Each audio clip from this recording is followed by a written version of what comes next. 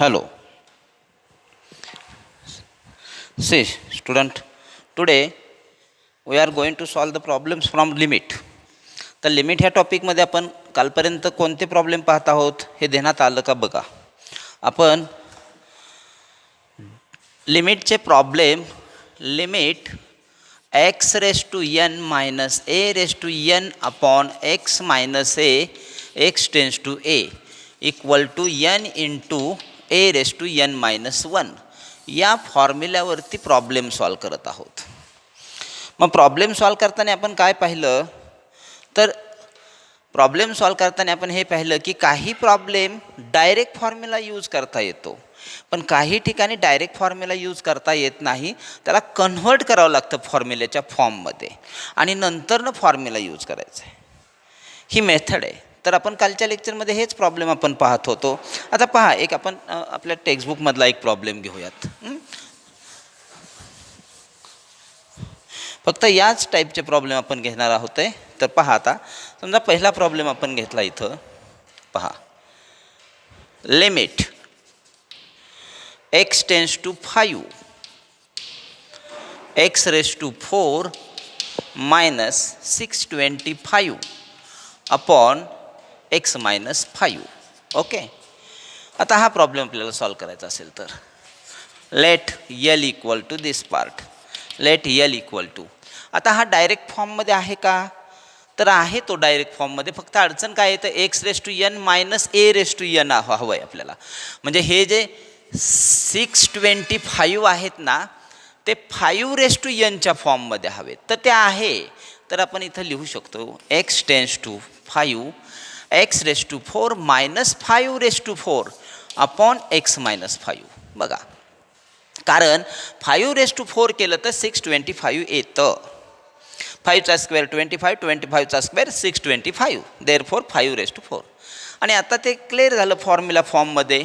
मग इथे n म्हणजे 4 आहे, इंटू ए म्हणजे 5 आहे, raise to 4 minus 1 and it means L equal to 4 into 5 raise to 3. आणि मग लास्टला तुमचा आन्सर पहा काय येणार आहे. L equal to 4 into 5 raise to 3. 5 raise to 3 म्हणजे 25 इंटू 5 125. ओके. आणि मग याचं मल्टिप्लिकेशन जर तुम्ही घेतलं तर 4 5 जा 20,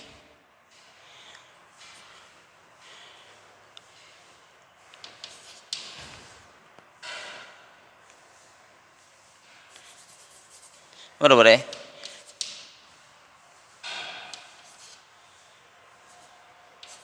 $500. बघा येत आहे का आन्सर. Yes, that's correct, 500.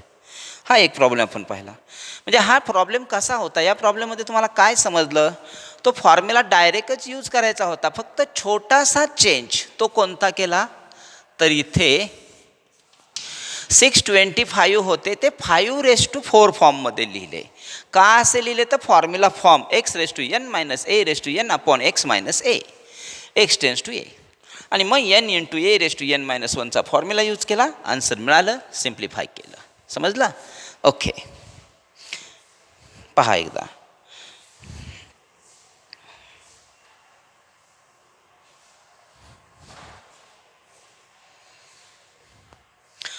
लिहून पण तुम्ही लगेचच घेत जा, पण जसं क्लासमध्ये घेतो ना तशाच पद्धतीने. मॅथमॅटिक्सच्या लेक्चरला बसताना नोटबुक घेऊनच बसायचं. ओके, ठीक आहे. अजून एक आता पहा,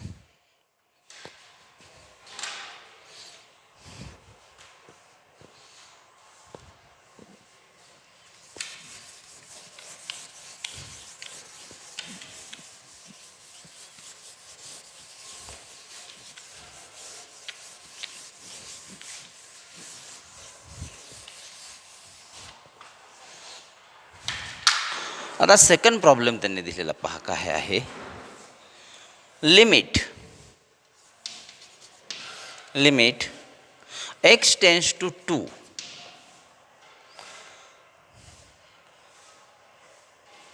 x raise to 7 minus 128 upon x raise to 5 minus 32. हा प्रॉब्लेम आपल्यासमोर दिलेला आहे. As usual let L equal to. आता पहा इथे तुम्हाला दोन नंबर दिलेत 128 आणि 32. हे पॉवरमध्ये कन्व्हर्ट झाले पाहिजेत. कुणाच्या? 2च्या. का? x tends to 2. मग हे दोन्ही नंबर आपण आता काय करणार? या दोघांनाही 2च्या पॉवरमध्ये कन्व्हर्ट करणार. पहिली स्टेप. So limit x tends to 2 x raise to 7 minus 2 raise to 7. कारण 2 रेस टू 7 केलं तरच ते 128 येणार आहेत, हे लक्षात घ्या. Okay. Similarly x raise to 5 minus 2 raise to 5, म्हणजे याचं कन्व्हर्जन इथे मी दाखवलेलं आहे. आता इथे न्युमिनेटर पहा, x raise to n minus a raise to n form आहे. डिनॉमिनेटर सुद्धा तसाच आहे, पण याला डिवायडेड बाय x मायनस 2 नाही आहे. मग आपण न्युमिनेटर डिनॉमिनेटर दोघांनाही कशाने डिव्हाइड करणार? x मायनस 2ने. का? तर आपल्याला लिमिट त्या फॉर्ममध्ये न्यायचं आहे. कोणत्या फॉर्ममध्ये? फॉर्म्युल्याच्या फॉर्ममध्ये. x raise to 7 minus 2 raise to 7 upon x minus 2 divided by x raise to 5 minus 2 raise to 5 upon x minus 2. मी डिव्हाइड केलं दोन्ही लोकेशनला. हा पार्ट फार महत्त्वाचा आहे पहा. म्हणजे न्युमिनेटर आणि डिनॉमिनेटरला x मायनस 2ने मी डिव्हाइड केलेलं आहे. का डिव्हाइड केलेलं आहे? तर मला फॉर्म्युल्याचा फॉर्म हवा आहे. आता न्युमिनेटरमध्ये सुद्धा फॉर्म्युल्याचा फॉर्म मिळालेला आहे, डिनॉमिनेटरमध्ये सुद्धा फॉर्म्युल्याचा फॉर्म मिळालेला आहे. म्हणून मी लिमिट सेपरेट करू शकतो. त्या ज्या पार्टचं लिमिट फाइंड आउट होणार आहे टोटल, सेपरेशन केलं तर लिमिट दोन्हीही फाइंड आउट होणार असतील तरच सेपरेशन पॉसिबल असतं. Otherwise separation is not possible. Remember that. म्हणजे आता दोन्ही ठिकाणी मी लिमिट सेपरेट केलं तर दोन्ही लिमिट सॉल्व्ह होणार आहेत, हे मला समजलं आहे. म्हणून मी सेपरेशन करणार आहे.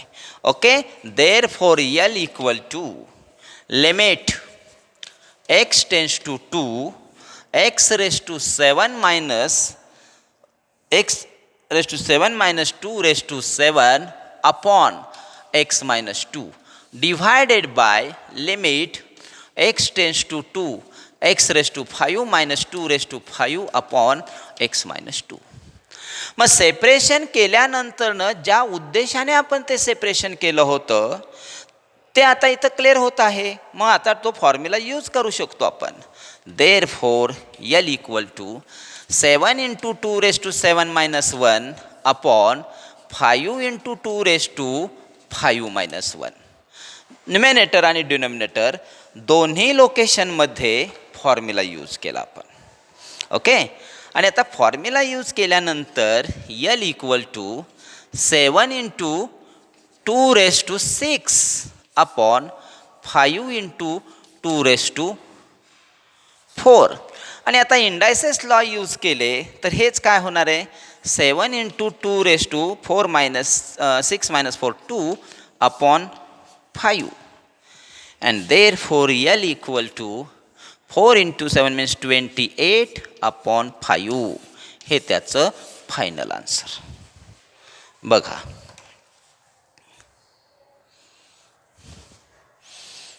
बघा एकदा.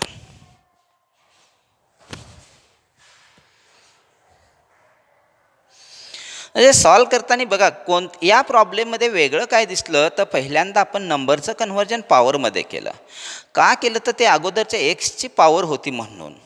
त्यानंतरनं न्युमिनेटर डिनॉमिनेटरमध्येच आपल्याला x raise to N minus A raise to एनच्या टर्म दिसायला लागल्या म्हणून त्याला डिव्हाइड केलं एक्स मायनस एने म्हणजेच एक्स मायनस 2ने न्युमिनेटर डिनॉमिनेटरला.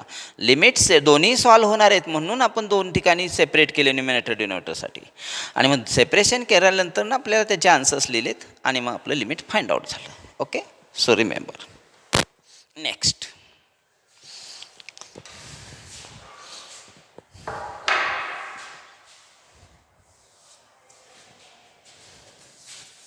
पहा. म्हणजे लिमिट सॉल्व करताना काय काळजी घ्यायची तर अगोदर त्या प्रॉब्लेमला कन्व्हर्ट करायचं. कशामध्ये कन्व्हर्ट करायचं? फॉर्म्युलामध्ये. आणि फॉर्म्युलामध्ये कन्व्हर्ट केल्यानंतर सॉल्व करायचं.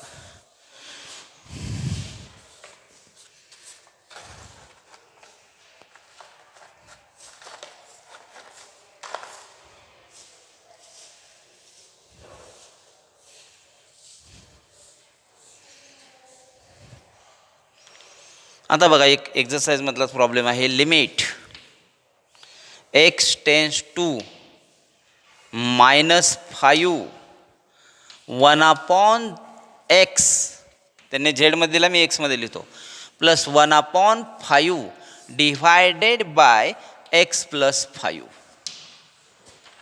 प्रॉब्लेम पहा. आता पॉवर रूल यूज करायचा काही इथे संबंध नाही.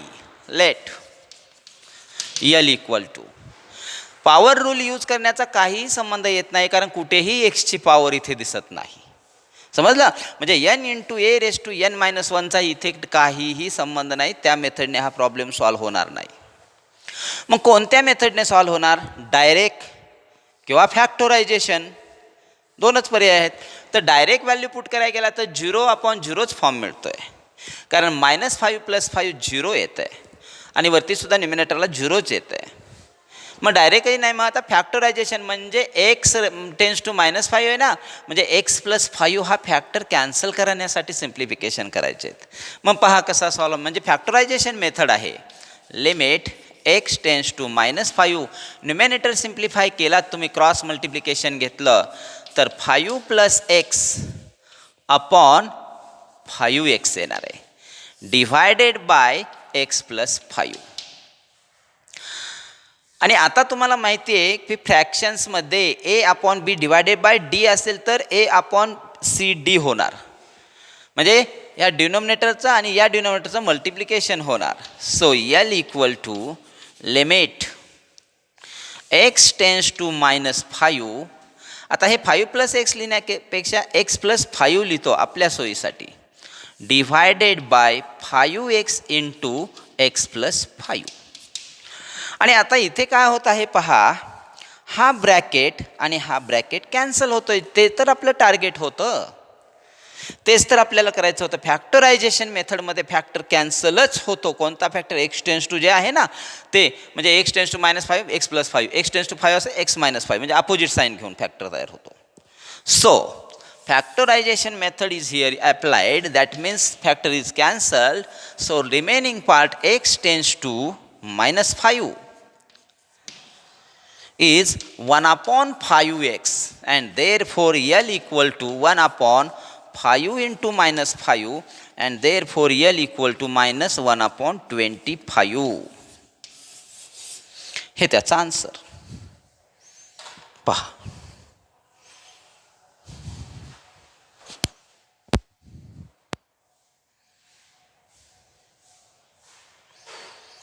म्हणजे हा प्रॉब्लेम कोणत्या मेथडने सॉल्व्ह झाला? हा प्रॉब्लेम फॅक्टरायझेशन मेथडने सॉल्व्ह झाला.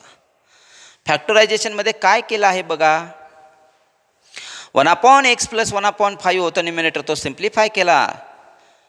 क्रॉस मल्टिप्लिकेशन घेतले, 5 + x/5x झाले, पण न्युमिनेटरमध्ये रेशो आहे, मग त्याच्या डिनॉमिनेटरला ओरिजिनल डिनॉमिनेटरने मल्टिप्लाय केलं आहे आणि फॅक्टर कॅन्सल झाले, व्हॅल्यू पुट केली, limit is find. Okay, so now see the next.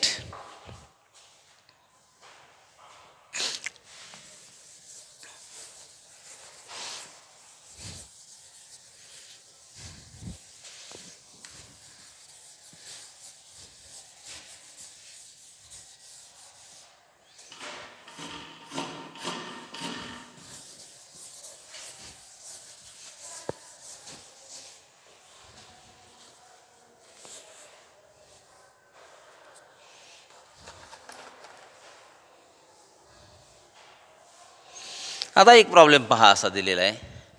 L equal to मी लिहितो, limit √2x + 6 upon x tends to 3. हा प्रॉब्लेम एकदम सिंपल प्रॉब्लेम आहे. इथे नाही फॉर्म्युला यूज करायचा, इथे नाही फॅक्टरायझेशन मेथड यूज करायची, इथे हा प्रॉब्लेम डायरेक्ट सॉल्व्ह होणार आहे. हे प्रॉब्लेमकडे पाहिले की समजतं आहे. कसा डायरेक्ट सॉल्व्ह होणार आहे पहा. डायरेक्ट व्हॅल्यू पुटअप केली, √2 × 3 + 6 अपॉन 3. का डायरेक्ट व्हॅल्यू पुटअप करणं पॉसिबल आहे? कारण डिनॉमिनेटर 0 होतच नाही आहे ना, limit exist, and therefore L equal to 12/3.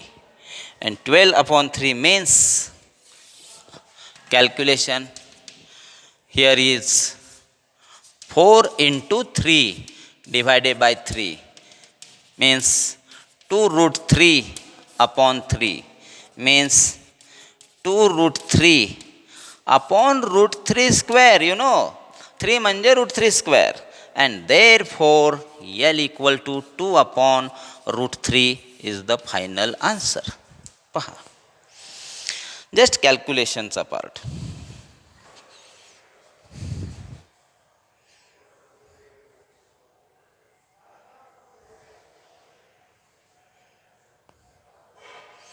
Okay.